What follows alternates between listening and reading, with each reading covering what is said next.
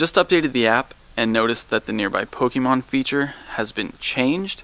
So I came out here to the park to check it out. But to be honest, guys, it's after 1:30 in the morning. So I'm going to go over this and all the other updates and changes in tomorrow's episode.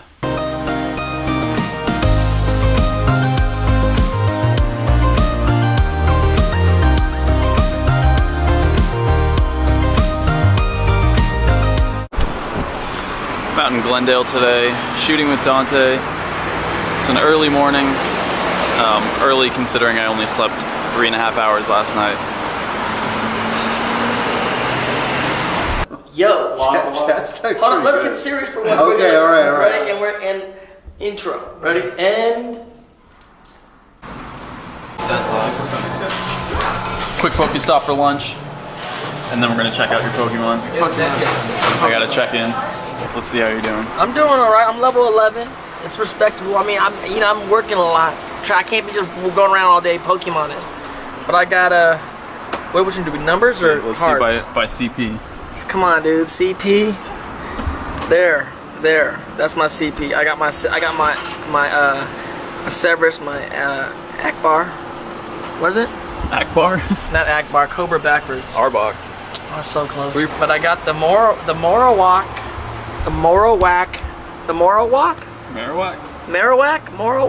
And my this guy, the Sandstrom, right? Sandslash? See, I'm so We should just make a list of, like, you name all the Pokemon. Yeah, what about the Raticate? Look at these ads. Just got home. It's time for a nap. Alright, napped, feeling better, ready to go. Gotta get some shopping done because I have a big trip coming up. So I figured, why not try here?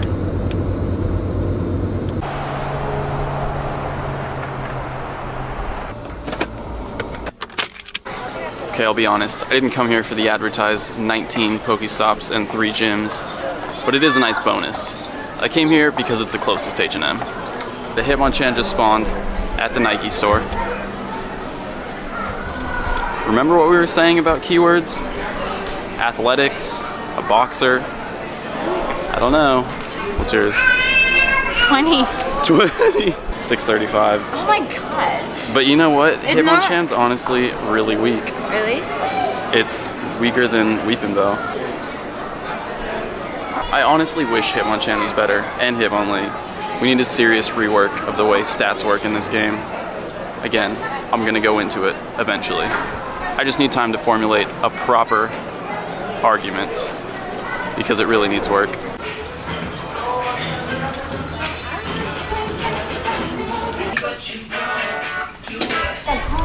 By the way, this isn't an endorsement of H&M. I just needed some cheap shorts because I definitely need shorts where I'm going. Just gonna train this gym up and leave a Pokemon real quick. Since it is level 6, I'll have a better chance of keeping a Pokemon here so I can collect a decent bonus later.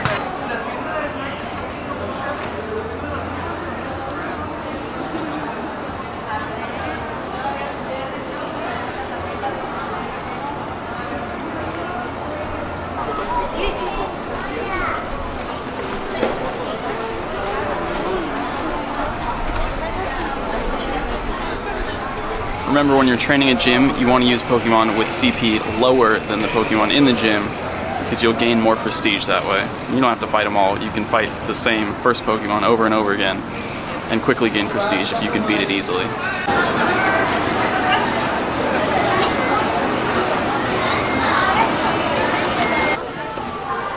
So this place spawns a ton of Pokemon, and obviously they're pushing the whole Pokemon Go thing pretty hard with the ads out front. But since there's so many international customers here, I could see this becoming a trading hub with a lot of people offering up Pokemon that you can only get in other regions. So trading, well, we don't know how it's gonna work yet, but here's how I think it should go down. Obviously it has to work face-to-face only, meaning you can't trade online, because if you could do that, I could just go online and get a Kangaskhan without having to leave the US. I could go online and get a Mr. Mime without having to go to Europe. It just doesn't work, and it totally ruins region exclusives if you make trading available online. So it has to be done face to face when you're in range of that person. There's a lot of safety concerns when it comes to face-to-face trading. Because there are such a wide range of people playing this game, you never know if someone's going to use it to try to take advantage of vulnerable people. So the way I think it should work is you should be able to trade with people within a certain radius. Let's say, for example, 100 meters. So Niantic will add a trade menu to the game.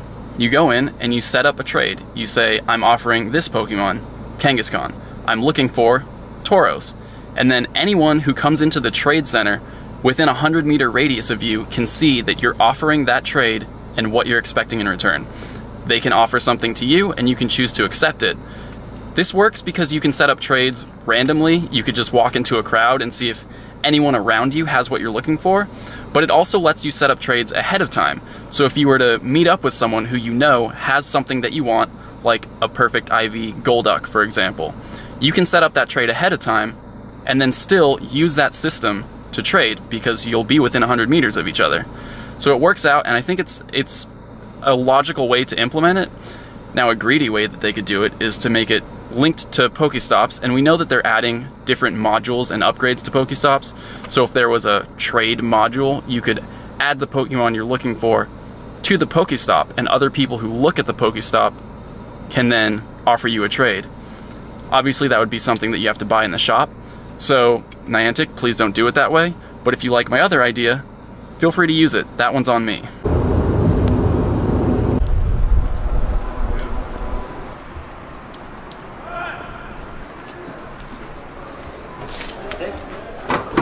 People want to throw a matching party. Nick, what's up? Hey, I'm gonna get me Thank you. Yo, what's up, everybody? Welcome to me on the 8. How's it going?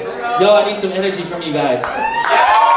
It's this process, right? This thing that we begin here, we meet here, we create things together. And now we're here today, and you know we've had a lot of really cool guests come every month, some cool workshops, and we're going to continue to bring those things to you guys. That was We on the 8th, which is an Asian American arts collective that Dante co-founded, and it's something I've been involved with for the last year and a half. It's a place for artists to come together and talk about some of the issues that Asian Americans and other marginalized ethnic groups are facing when it comes to representation in mainstream media.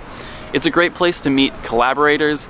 If you're a filmmaker, an actor, writer, musician, whatever you do, if you fancy yourself an artist and you care at all about representation and diversity in media, I really recommend checking it out. It meets on the 8th of every month in downtown LA. I'm gonna link it in the description because honestly, you guys, it's something I really care about. And if that's not reason enough, there's actually a couple Pokestops that you can reach while you're there. Now it's time for dinner.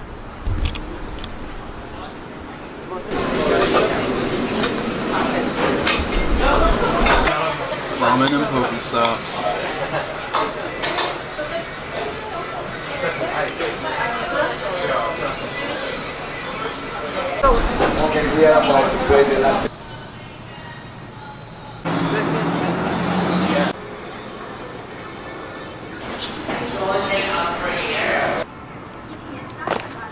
Quick late night gym takeover.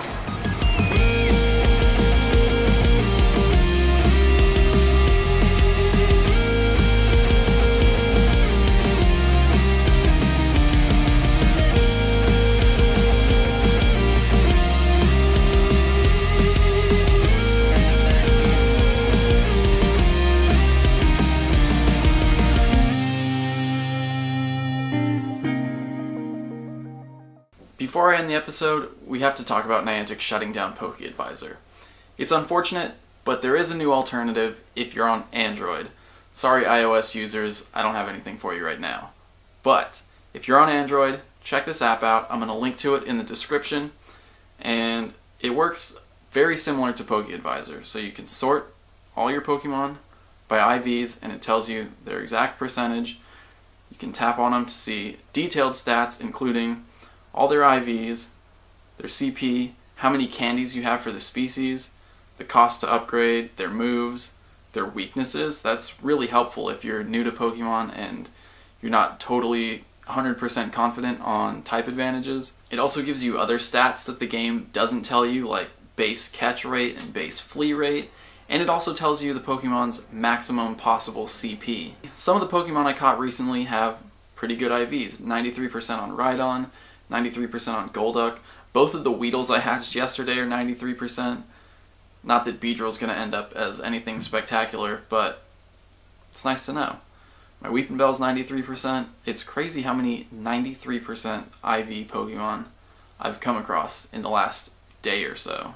It's becoming very obvious that this is information that players want access to.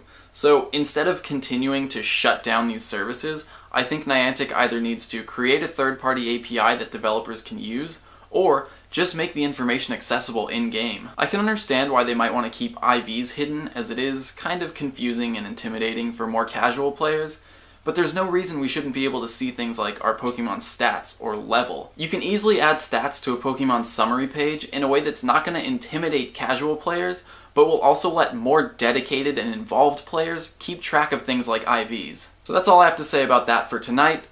Thanks for watching, guys. I'll see you tomorrow. There's a new theory, and again, I don't remember who posted it, but I'm going to give you credit right here. Look at that, a shell there. Interesting. Okay, so this is perfect. The theory is that Pokemon spawns are based on keywords using Google's Places API, which would explain why some people see water Pokemon spawning in the middle of cities. If you look around, sometimes there might be a fountain or a store with water in the name or something water related. So this seemingly out of place shelter, I'm gonna go see what's over there.